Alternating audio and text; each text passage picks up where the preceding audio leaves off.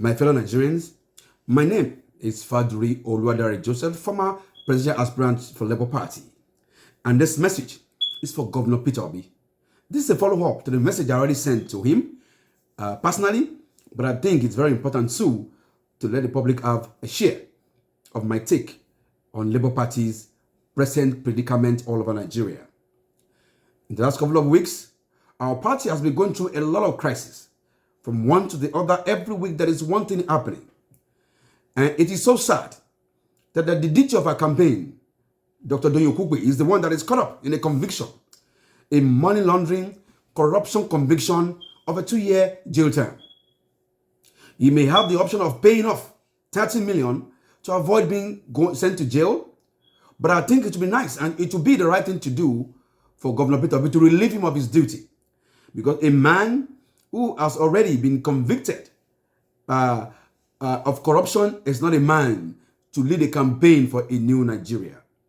I'd expected that before now, that Governor Peter Obi will have announced relieving the DG of his duty and looking for a credible, more person, somebody else, to lead his campaign into 2023. And I feel that by now, Labour Party, Chairman Julius Abure, and of course, our candidate, Governor Peter Obi, should by now have announced the relief of DG of this campaign. It is so sad that Nigeria is a country where corruption is seen as a normal thing. In anywhere in the world, even before that conviction, Dr. Doyin Okupe should have resigned, not even waiting to be relieved of his duty.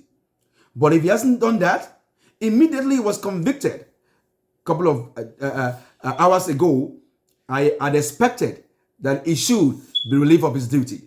That is not a way to say he was being witch-hunted or to say it was another party, that went after him.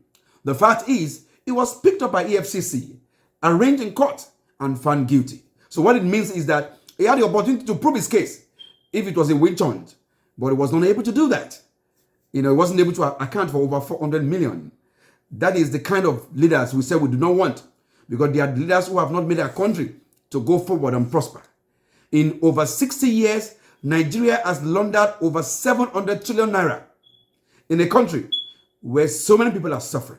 So at this stage, I want to call on Governor Peter Obi to relieve the DG of his duty and to source for a DG that is capable, competent, and corruption-free. That is the only way you can show to the country and show Nigerians that we are serious about running a country and creating a new Nigeria. Thank you, and I hope that this message will reach appropriate quarters and will do the right thing for our country.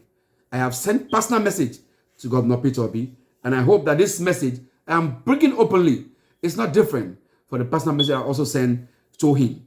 May God bless our country, may God bless the Labour Party, and may God make us have a country where someday we'll be proud to have leaders who are not full of cockroaches that we have to deal with.